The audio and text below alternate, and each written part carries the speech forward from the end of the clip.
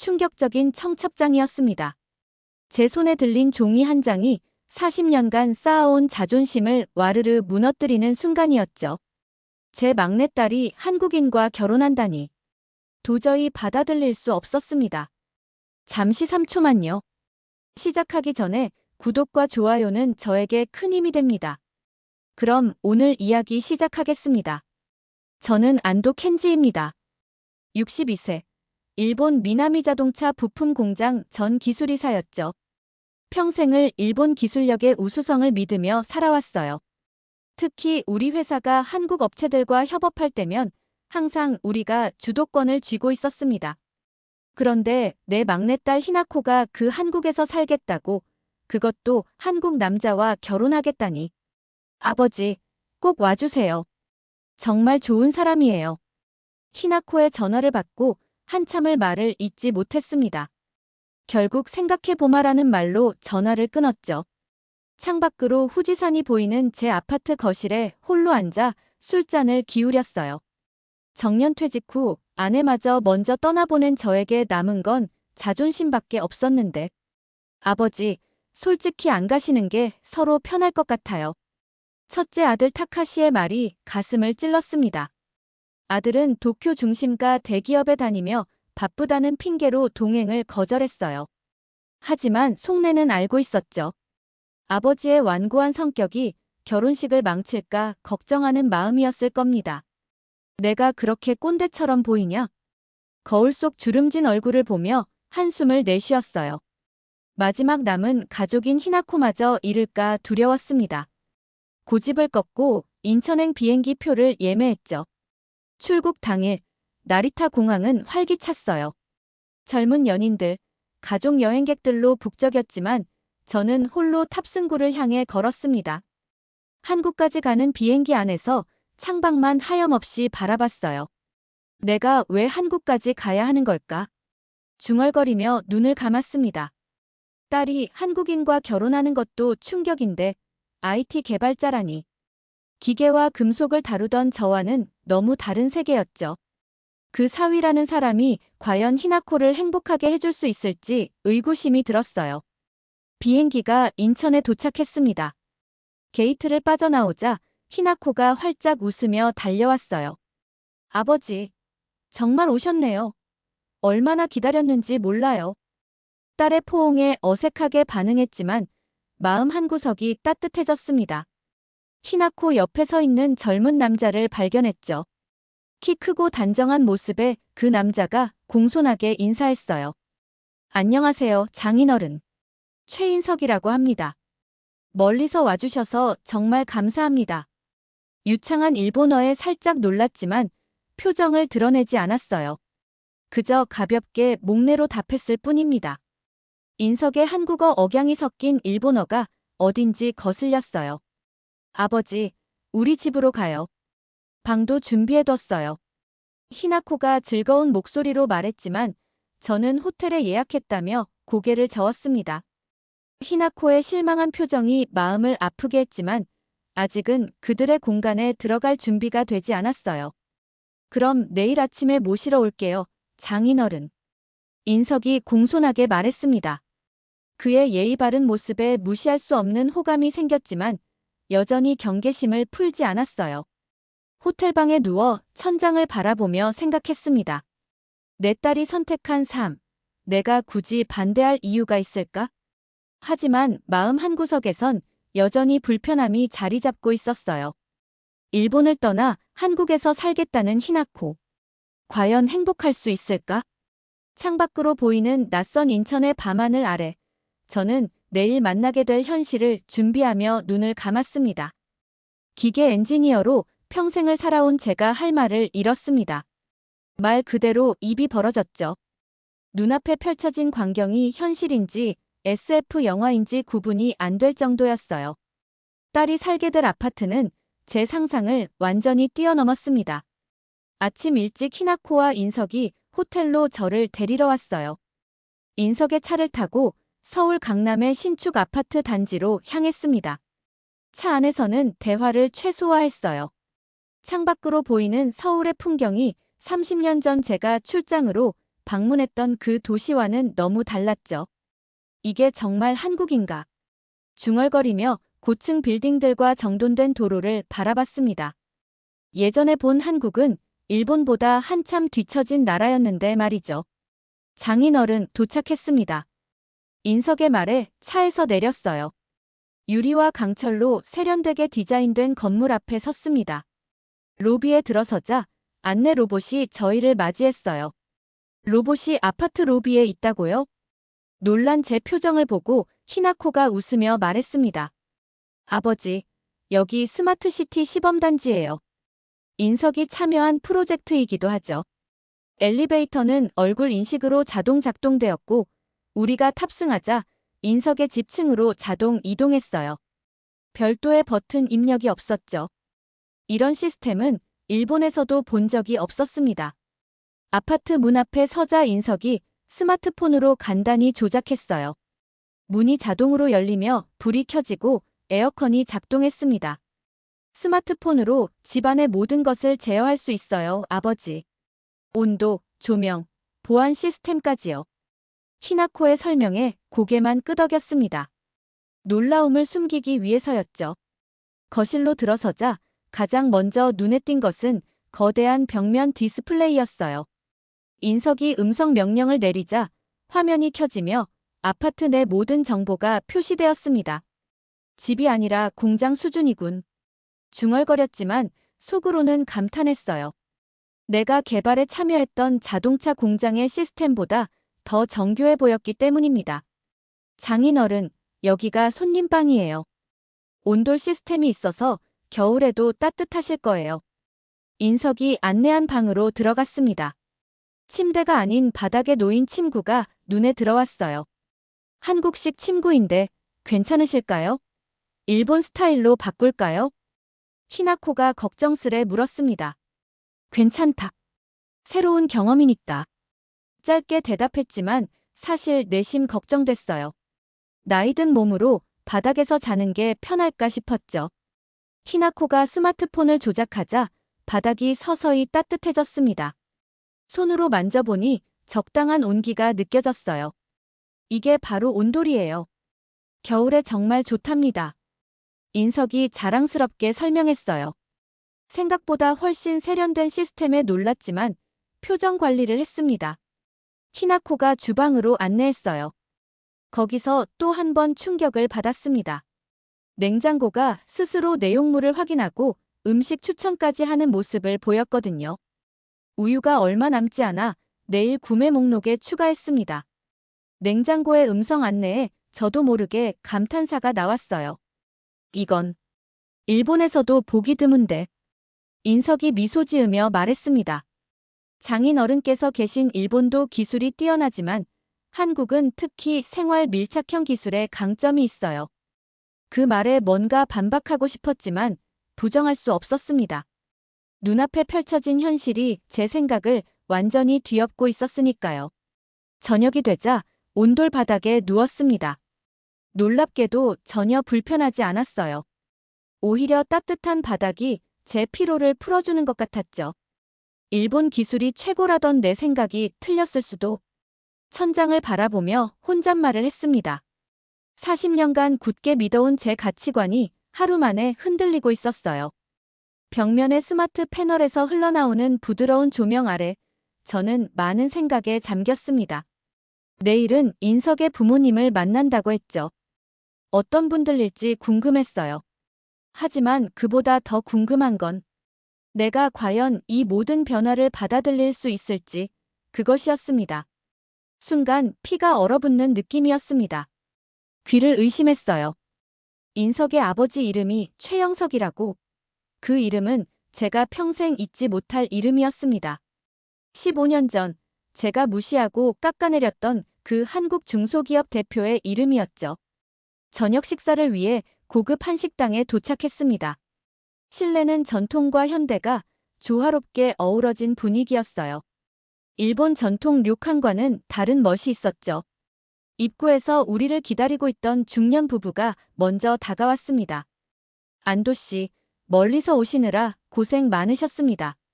나와 비슷한 연배의 남성이 유창한 일본어로 인사했어요. 그 순간 제 머릿속에 15년 전 기억이 번개처럼 스쳐 지나갔습니다. 미나미 자동차 부품 회사에서 한국 사무테크와의 회의. 그리고 제가 던진 무례한 발언들. 최영석 씨? 떨리는 목소리로 확인했습니다. 그는 따뜻한 미소로 고개를 끄덕였어요. 기억하시는군요. 반갑습니다.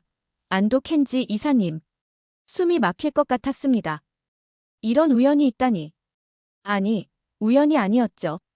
인석이 히나코를 만난 것은 우연일지 몰라도 그 아버지가 제가 과거에 무시했던 그 최영석이라니. 테이블에 앉았지만 마음은 15년 전으로 돌아가 있었어요. 당시 사무테크는 미나미 자동차와 협업하길 원했습니다. 첨단 센서 기술을 가지고 있었죠. 하지만 저는 거만하게 그들의 제안을 무시했어요. 한국 기술로 일본 차를 만들자고요? 농담이 지나치시네요. 그때 제가 회의실에서 했던 말이 귀에 울렸습니다. 최영석은 당시 아무 말도 하지 않고 회의실을 떠났어요. 1년 후 사무테크는 도산했죠. 그리고 지금 그 회사 대표가 제 사위의 아버지라니. 아버지, 최 사장님은 지금 스마트시티 사업 자문역으로 활동하고 계세요. 제가 이 분야에 관심을 갖게 된 것도 장인어른 영향이죠. 인석이 자랑스럽게 말했어요. 최영석은 겸손하게 웃기만 했습니다. 제 얼굴은 뜨거워졌고 침을 삼키기 어려웠어요. 최 사장님, 그동안 어떻게 지내셨습니까? 간신히 목소리를 짜내어 물었습니다. 그는 여전히 온화한 표정이었어요. 사무테크 이후에 많은 일이 있었죠. 회사는 무너졌지만 그 경험이 제게 큰 가르침을 주었습니다. 실패 후에 스마트시티 기술을 연구하기 시작했고 지금은 여러 프로젝트에 자문을 제공하고 있어요. 그의 대답에는 원망의 기색이 전혀 없었습니다. 오히려 감사함이 느껴졌어요. 제 마음은 더욱 무거워졌죠. 음식이 나왔지만 제대로 맛을 느낄 수 없었어요. 머릿속은 혼란스러웠습니다. 어떻게 이 상황을 받아들여야 할지. 아버지, 이 반찬 한번 드셔보세요. 정말 맛있어요. 히나코가 제 접시에 음식을 담아주었어요. 딸의 밝은 모습을 보니 마음이 아팠습니다. 그녀는 이런 복잡한 과거를 모르고 있었죠. 인석군, 당신 아버님에 대해 더 이야기해 주겠나? 궁금증을 참을 수 없어 물었습니다. 인석은 눈을 빛내며 대답했어요. 장인어른, 아버지는 제 영웅이십니다. 회사가 무너졌을 때도 포기하지 않으셨어요. 오히려 그 실패를 자양분 삼아 더 나은 기술을 연구하셨죠. 지금의 스마트시티 기술 중 많은 부분이 아버지의 아이디어에서 시작되었습니다. 최영석은 겸손하게 손을 저었지만 그의 아내는 자랑스럽게 미소 지었어요. 제 가슴은 점점 더 무거워졌습니다. 식사를 마치고 나오며 최영석이 잠시 제게 다가왔어요. 안도 씨, 과거는 그냥 과거입니다. 지금 우리는 가족이 될 사이죠. 아이들의 행복을 위해 새로운 시작을 했으면 합니다. 그 말에 고개를 들 수 없었어요. 제가 무시했던 사람이 이렇게 너그러울 줄이야. 복잡한 감정이 몰려왔습니다. 호텔로 돌아가는 차 안에서 히나코가 물었어요. 아버지, 괜찮으세요? 얼굴이 안 좋아 보여요. 괜찮다. 그저 생각할 게 많구나. 창밖을 바라보며 대답했습니다. 서울의 밤거리는 반짝이는 불빛으로 가득했어요. 마치 제 혼란스러운 마음을 비추는 것처럼 말이죠. 호텔방에 돌아와 침대에 누웠습니다. 오늘 밤은 잠들기 어려울 것 같았어요. 과거의 제 모습과 지금 만난 최영석의 모습이 계속 교차했습니다. 그리고 마음 한구석에선 부끄러움이 자리 잡고 있었죠. 갑작스러운 경보음에 벌떡 일어났습니다. 귀청이 찢어질 것 같은 소리였어요. 순간 혼란스러웠지만 곧 이것이 재난 경보라는 것을 깨달았죠. 정신없이 옷을 챙겨 입고 문을 열었습니다. 장인어른, 괜찮으세요?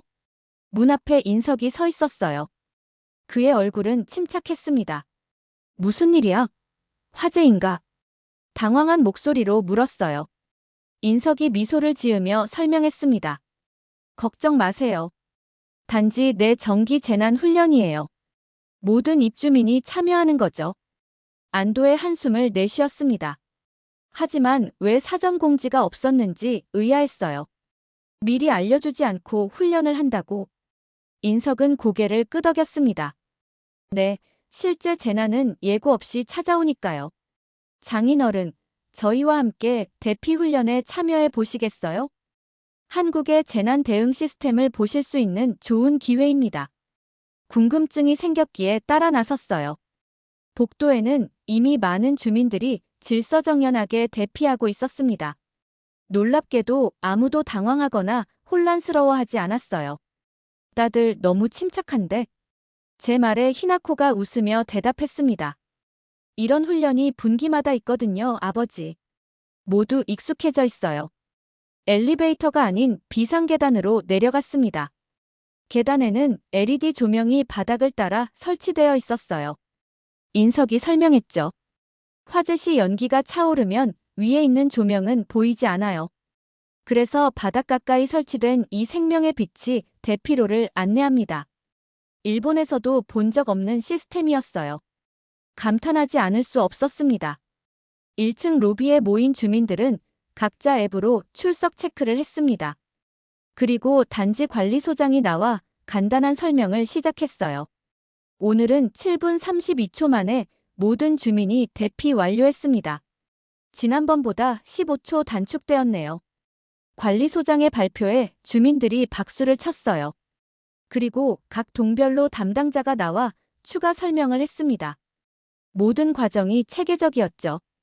인석과 히나코는 어린아이가 있는 가족을 도와주고 있었어요. 그들은 자연스럽게 노약자를 배려하고 외국인 주민에게는 영어로 상황을 설명해 주었습니다.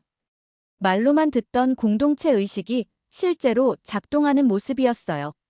자, 이제 스마트 재난 관리 시스템 시연을 시작하겠습니다.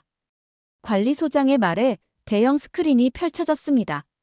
화면에는 건물 전체의 구조와 각 세대의 상태가 실시간으로 표시되고 있었어요.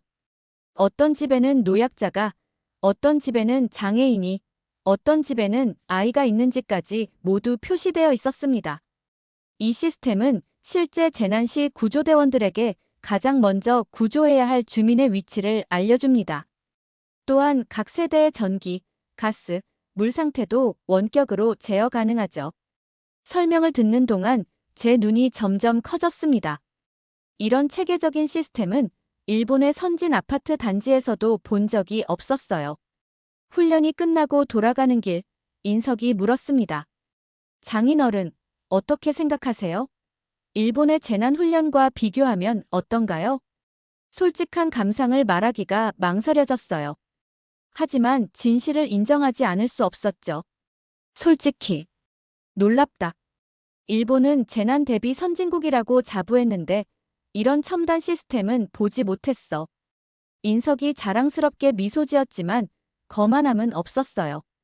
장인어른, 사실 이 시스템의 기초 아이디어는 일본의 재난 대응 매뉴얼에서 영감을 받았다고 해요. 양국이 서로 배우며 발전하는 거죠. 그 말에 가슴 한구석이 따뜻해졌습니다. 분명 경쟁자였지만 서로 배우고 성장한다는 생각이 새롭게 다가왔어요. 아파트로 돌아가는 엘리베이터 안에서 히나코와 인석이 노인 부부에게 친절하게 대화를 건네는 모습을 지켜봤습니다. 그들은 자연스럽게 공동체의 일원으로 녹아들어 있었어요. 제 가슴속에서 무언가 울컥 올라왔습니다. 자부심, 감동, 아니면 부러움. 정확히 설명하기 어려운 감정이었어요. 하지만 분명한 것은 제 딸이 여기서 행복해 보인다는 사실이었습니다.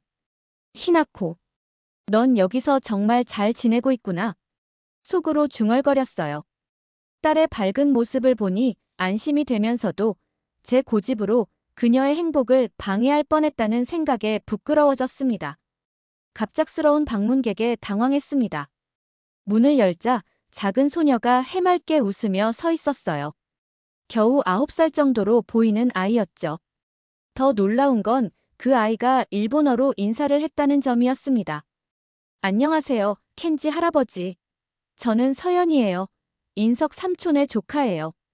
어색하게 고개를 숙여 인사했어요. 아이가 제 이름을 부르는 것이 낯설었지만 그 해맑은 미소에 화를 낼 수 없었습니다. 안녕. 서연이구나. 히나코가 부엌에서 나와 반갑게 소녀를 맞이했어요. 서연아, 벌써 왔구나.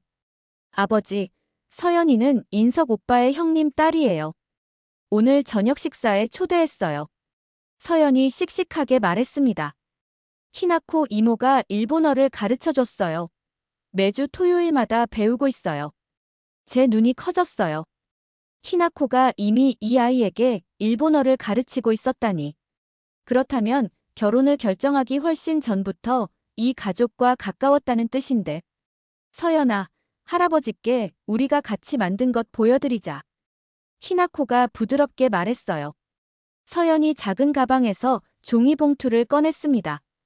이건 제가 히나코 이모랑 같이 만든 오코노미야키예요. 일본 음식인데 정말 맛있어요. 오코노미야키라는 말에 가슴이 찡했습니다. 제 아내가 생전에 자주 만들던 음식이었어요. 히나코가 어머니의 레시피를 이 아이에게 가르쳐 준 것 같았습니다. 한번 맛볼까? 거실로 이동해 테이블에 앉았습니다. 서연이 자랑스럽게 오코노미야키를 데워 접시에 담았어요. 모양은 조금 흐트러졌지만 향은 분명 제가 기억하는 그 맛이었습니다. 켄지 할아버지, 맛있게 드세요. 이모가 진짜 일본 스타일로 만드는 법 알려줬어요. 한 입 베어 물자 익숙한 맛이 입안에 퍼졌어요. 아내가 살아있을 때 가족과 함께 먹던 그 맛이었습니다. 눈시울이 뜨거워지는 걸 감추기 위해 고개를 숙였어요.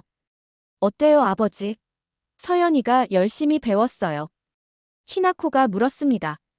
목이 메어 잠시 대답하지 못했어요. 겨우 목소리를 가다듬었죠. 맛있구나. 정말. 맛있어. 서연이 활짝 웃었습니다. 그 미소에 제 마음의 벽이 조금씩 허물어지는 느낌이었어요. 켄지 할아버지, 일본에 대해 궁금한 게 너무 많아요. 도쿄에 가면 뭘 봐야 해요? 후지산은 정말 크나요?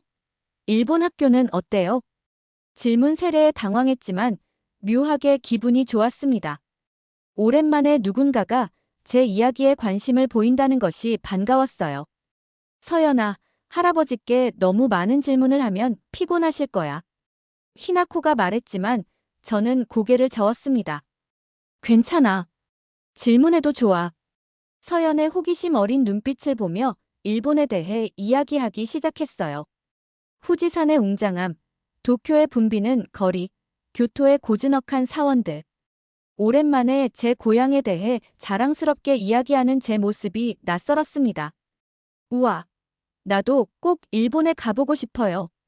서연이 눈을 반짝이며 말했어요. 그때 인석이 퇴근하고 돌아왔습니다. 아버님, 서연이와 즐거운 시간 보내고 계셨군요. 인석이 공손하게 인사했어요. 서연이 달려가 삼촌을 안았습니다.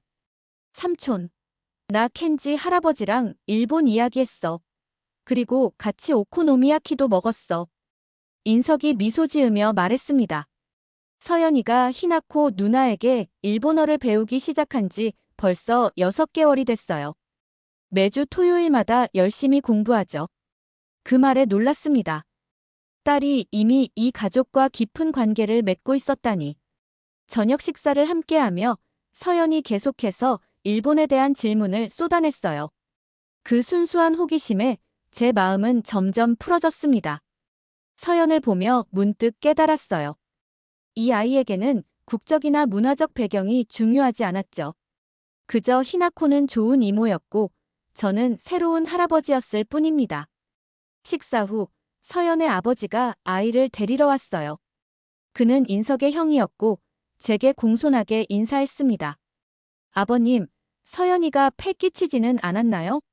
이 아이가 히나코 씨를 정말 좋아해서요. 아니요, 오히려 즐거운 시간이었습니다. 진심을 담아 대답했어요.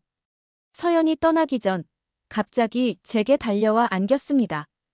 켄지 할아버지, 다음에 또 올게요. 다음엔 일본 동화책 읽어주세요. 그 작은 포옹에 가슴이 따뜻해졌어요. 인석과 히나코가 서연을 배웅하는 모습을 지켜보며 생각했습니다. 그래. 이 아이는 국적이 아닌 정으로 이모를 받아들였구나. 그날 밤 창밖을 바라보며 많은 생각이 들었어요. 제가 얼마나 좁은 시야로 세상을 바라보고 있었는지. 어린아이의 순수한 마음이 오히려 제게 큰 깨달음을 주었습니다. 서연이를 통해 본 새로운 가능성, 국경을 넘어선 가족의 의미. 그것이 바로 히나코가 이곳에서 찾은 행복이 아닐까 생각했어요. 아침 일찍 일어나 창밖을 바라봤습니다. 서울의 아침은 분주했어요. 15년 전 출장으로 방문했을 때와는 완전히 다른 느낌이었죠. 그때는 회색빛 도시라는 인상이 강했는데 지금은 녹색 공간과 현대적 건물들이 조화롭게 어우러져 있었습니다. 아버지, 오늘은 서울 구경을 해볼까요? 결혼식 전에 도시를 좀 보여드리고 싶어요. 히나코가 아침 식사를 준비하며 물었어요. 고개를 끄덕였습니다. 사실 서울이 어떤 도시인지 제대로 보고 싶었어요. 인석이 운전하는 차를 타고 첫 번째 목적지인 경복궁으로 향했습니다. 궁궐 입구에 도착하자 인석이 일본어로 설명을 시작했어요. 장인어른, 이 궁궐은 1395년에 처음 지어졌습니다. 조선 왕조의 전궁이었고 여러 차례 소실과 복원을 거쳤어요. 인석의 유창한 일본어 설명에 놀랐습니다. 자네가 일본어를 이렇게 잘하다니. 어디서 배웠나? 인석이 미소 지으며 대답했어요. 대학에서 일본 유학 시절이 있었습니다. IT 기술을 배우러 갔다가 일본 문화에 매료되어 언어도 열심히 공부했죠. 그의 대답이 의외였습니다. 한국인이 일본에 와서 기술을 배웠다니. 그리고 문화까지 존중한다니. 궁궐을 거닐며 인석의 설명을 들었어요. 그는 한국과 일본의 건축 양식 차이, 역사적 연관성까지 자세히 알고 있었습니다. 제가 미처 몰랐던 양국의 문화적 교류에 대한 이야기도 들려주었죠. 한국이 이렇게 아름다웠나? 옛날엔 안 보였는데. 무심코 내뱉은 말이었지만 히나코와 인석은 미소로 화답했어요. 두 번째로 방문한 곳은 북촌 한옥마을이었습니다. 전통 가옥이 늘어선 골목길을 걸으며 과거와 현재가 공존하는 모습에 감탄했어요. 마침 한 한옥에서는 전통차 시연이 있었고 우리는 잠시 들러 차를 마셨습니다. 일본의 다도와 비슷하면서도 다르네요. 차를 마시며 말했어요. 인석이 고개를 끄덕였습니다. 두 나라 모두 차 문화가 발달했지만 접근 방식이 조금씩 달라요. 장인어른께서 일본 다도에 대해 알려주신다면 더 깊이 이해할 수 있을 것 같습니다. 그의 진지한 관심에 저도 모르게 일본 다도에 대해 설명하기 시작했어요. 오랜만에 제 문화를 누군가에게 전하는 기분이 좋았습니다. 점심은 현대적인 한식당에서 먹었어요. 전통 요리를 현대적으로 재해석한 메뉴들이 인상적이었습니다. 특히 불고기를 일본식 샤브샤브처럼 즐길 수 있게 변형한 요리가 맛있었어요. 한국 음식도 많이 변했네. 제 말에 인석이 대답했습니다. 네, 요즘은 전통을 지키면서도 현대적 감각으로 재해석하는 시도가 많아요. 일본 요리에서도 영감을 많이 받고 있죠. 식사 후 동대문 디자인 플라자 DDP로 향했습니다. 미래적인 곡선 형태의 건물을 보며 감탄사가 절로 나왔어요. 이 건물은 자하 하디드가 설계했어요. 서울의 새로운 랜드마크죠. 인석이 설명했습니다. DDP 내부를 거닐며 각종 디자인 전시를 구경했어요. 한국의 전통 공예부터 최첨단 기술 제품까지 과거와 미래가 공존하는 모습이 인상적이었습니다. 전시장을 나오던 중 일본어로 대화하는 젊은 커플이 지도를 들고 헤매는 모습이 보였어요. 히나코가 먼저 다가갔습니다. 도움이 필요하신가요? 어디를 찾고 계세요? 히나코가 유창한 일본어로 말을 걸었어요. 그들은 놀란 표정으로 감사해하며 길을 물었습니다. 일본 유학생 커플이었어요. 히나코는 친절하게 길을 알려주고 주변 맛집까지 추천해 주었죠. 우리 딸이 저런 사람이었나? 그 모습을 지켜보며 뿌듯함이 밀려왔습니다. 한국과 일본, 두 나라 사이에서 자연스럽게 다리 역할을 하는 히나코가 자랑스러웠어요. 해질 무렵 한강공원으로 향했습니다. 강변을 거닐며 석양에 물든 서울 스카이라인을 바라봤어요. 자전거를 타는 사람들, 피크닉을 즐기는 가족들, 공연을 하는 젊은이들. 활기찬 도시의 모습이 생생했습니다. 아버지, 서울은 어떠세요? 히나코가 조심스레 물었어요. 잠시 생각에 잠겼다가 솔직하게 대답했습니다. 처음 생각했던 것과 많이 다르구나. 더 활기차고 전통과 현대가 잘 어우러져 있어. 15년 전에 봤던 서울과는 완전히 다른 도시야. 인석이 공손하게 물었습니다. 장인어른, 도쿄와 비교하면 어떠신가요? 예전 같았으면 즉시 도쿄가 더 뛰어나다고 말했을 거예요. 하지만 오늘 하루 서울을 제대로 본 후에는 그럴 수 없었습니다. 비교하기보다 각자의 매력이 있는 것 같구나. 도쿄가 정돈된 세련미라면 서울은 역동적인 변화의 에너지가 느껴진다. 히나코와 인석이 서로 미소를 교환했어요. 그들의 표정에서 안도감이 느껴졌습니다. 저녁 식사 후 호텔로 돌아가는 차 안에서 오늘 본 서울의 풍경들이 머릿속을 맴돌았어요. 예전의 선입견이 하나둘 무너지는 기분이었습니다. 그리고 문득 깨달았죠. 내가 한국을 너무 모르고 있었구나. 이 나라, 이 도시에 대한 새로운 시각이 생겼습니다. 그리고 히나코가 왜 이곳을 선택했는지 조금은 이해할 수 있을 것 같았어요. 가슴이 쿵쾅거렸습니다. 저녁 약속 장소로 걸어가는 내내 무슨 말을 해야 할지 고민했어요. 15년 전 제가 무시했던 사람과 단둘이 술자리를 갖는다니. 상상도 못한 일이었습니다. 켄지 씨, 이쪽입니다. 전통 한국식 주점 입구에서 최영석이 손을 흔들었어요. 그는 편안한 차림새였지만 여전히 카리스마가 느껴졌습니다. 15년이라는 세월이 무색하게 그의 눈빛은 당시 그대로였어요. 자리에 앉으시죠. 한국 전통주를 좀 준비했습니다. 나무 테이블이 놓인 아늑한 방으로 안내받았어요. 창밖으로는 서울의 야경이 펼쳐져 있었습니다. 어색한 침묵이 흐르는 가운데 최영석이 먼저 술을 따랐어요. 막걸리라고 합니다. 한국의 전통 쌀술이죠. 일본의 니고리자케와 비슷하지만 조금 더 새콤한 맛이 있어요.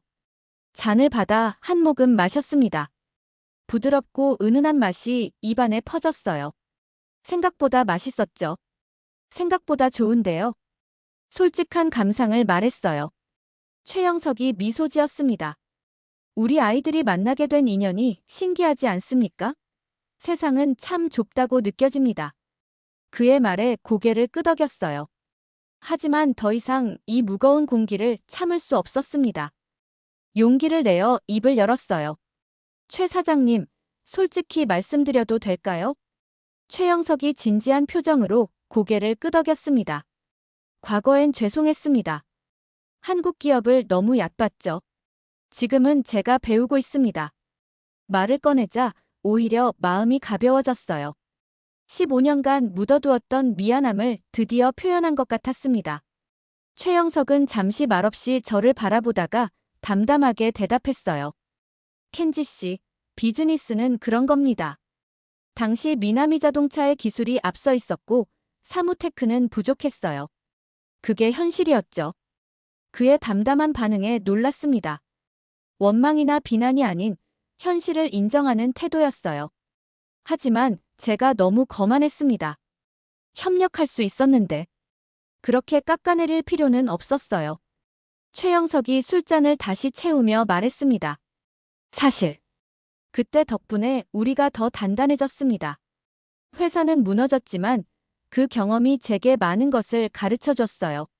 실패 후에 스마트시티 기술 연구를 시작했고 지금은 그 분야에서 인정받고 있습니다.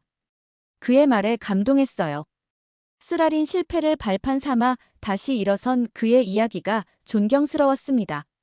현재 저희 팀이 개발 중인 스마트시티 솔루션은 일본 기업과도 협력하고 있어요. 이제는 국경이 무의미한 시대니까요. 기술과 아이디어가 중요한 시대죠. 최영석의 말이 가슴에 와닿았습니다. 저도 모르게 진심이 담긴 말이 흘러나왔어요. 제가 너무 구시대적인 사고를 가지고 있었던 것 같습니다. 세상은 변했는데 저만 그 자리에 멈춰 있었어요. 최영석이 깊은 이해의 눈빛으로 바라봤습니다. 우리 모두 그렇습니다. 변화는 쉽지 않으니까요. 하지만 켄지 씨는 지금 변화의 첫 걸음을 떼고 계신 겁니다. 딸을 위해 한국에 오신 것부터가 그 증거죠. 그 말에 가슴이 따뜻해졌어요. 술잔을 들어 건배를 청했습니다. 우리 아이들의 미래를 위해. 최영석도 잔을 들었어요. 그리고 우리의 새로운 시작을 위해. 잔을 부딪히고 술을 마셨습니다. 어색함은 사라지고 이상하게 편안한 기분이 들었어요. 켄지 씨, 솔직히 말하면 처음에는 저도 걱정했습니다. 일본인 장인이라니. 게다가 미나미 자동차의 전 기술이사라니. 최영석이 웃으며 말했어요. 저도 따라 웃었습니다. 저도 마찬가지였습니다. 한국인 사위라니. 더구나 그 아버지가 최영석이라니. 우리는 서로를 바라보며 크게 웃었어요. 지난 과거의 무거움이 웃음 속에 녹아내리는 기분이었습니다. 식사를 하며 우리는 각자의 인생 이야기를 나눴어요. 최영석은 사무테크 도산 후 미국으로 건너가 공부를 다시 시작했다고 했습니다. 그리고 스마트시티 기술의 초기 단계부터 연구에 참여했다고 해요. 자녀들이 좋은 세상에서 살 수 있도록 이제는 함께 가야죠. 최영석의 말에 깊이 공감했습니다. 나도 모르게 눈을 감고 고개를 끄덕였어요. 40년간 쌓아온 견고한 벽이 조금씩 허물어지는 느낌이었습니다. 밤이 깊어가고 우리의 대화는 더욱 진솔해졌어요. 국경을 넘어선 기술 협력, 아이들의 미래, 양국의 관계. 다양한 주제를 나누며 새로운 시각을 얻었습니다. 헤어질 시간, 최영석이 한 말이 제 가슴에 깊이 새겨졌어요. 켄지 씨, 과거는 바꿀 수 없지만 미래는 우리가 함께 만들어갈 수 있습니다. 이제 우리는 한 가족이니까요. 그 말에 가슴이 뭉클해졌습니다.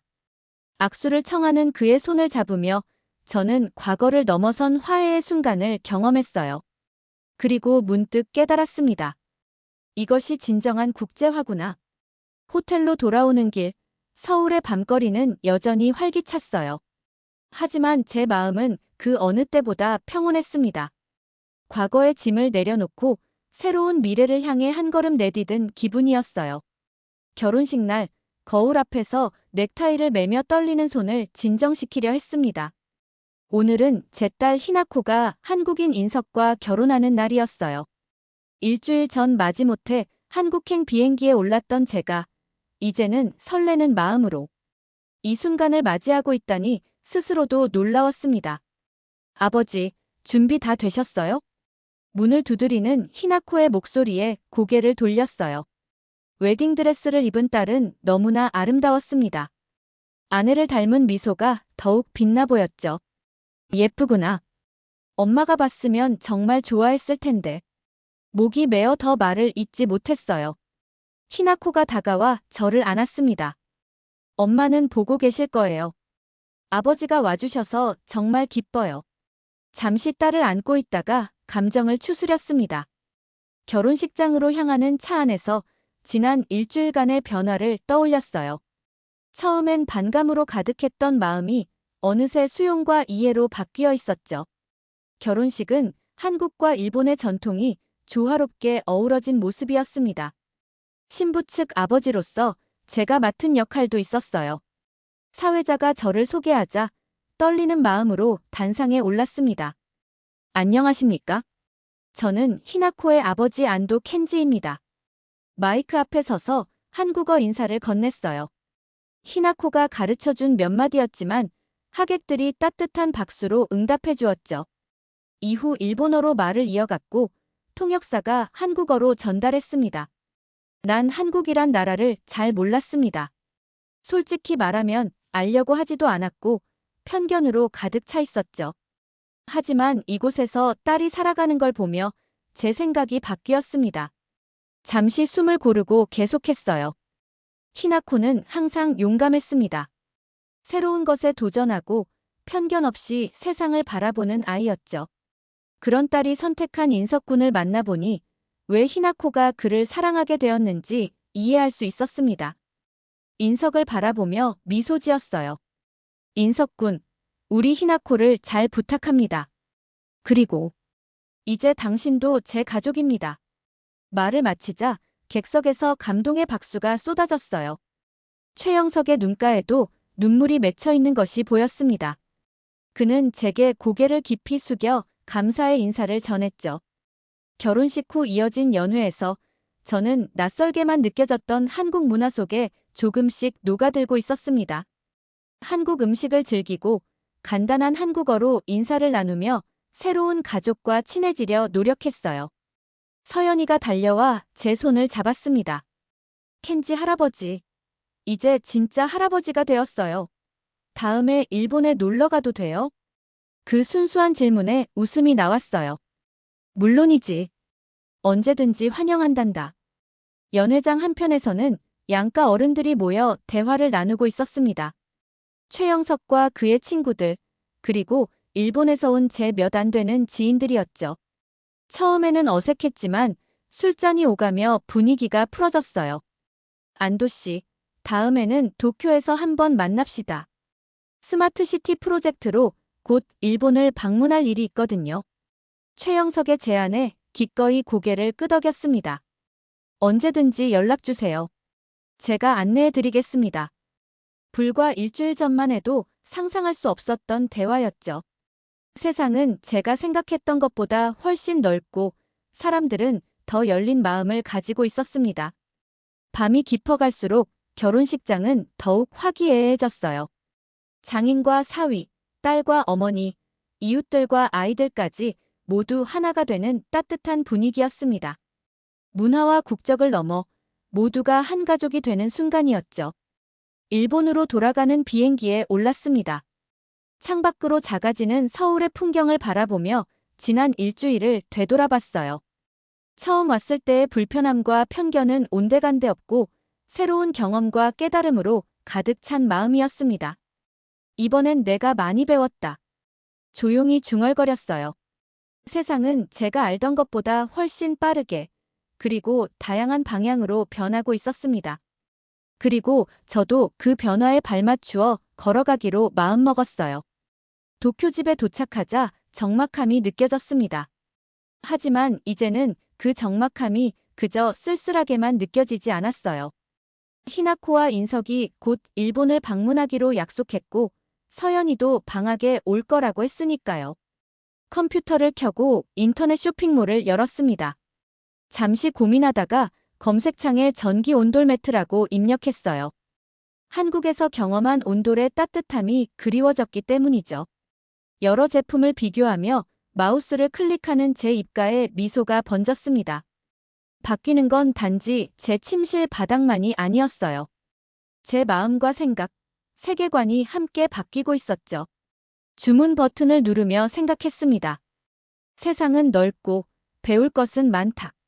그리고 가족의 의미는 국경을 넘어선다. 창밖으로 보이는 후지산을 바라보며 새로운 시작에 대한 기대감으로 가슴이 부풀었습니다. 이제 저는 두 나라에 걸쳐 있는 가족의 일원이 되었으니까요. 이번 영상은 여기까지입니다. 귀한 시간 시청해주셔서 감사드립니다. 저에게도 귀한 구독과 좋아요, 알림 설정까지 부탁드립니다. 감사합니다.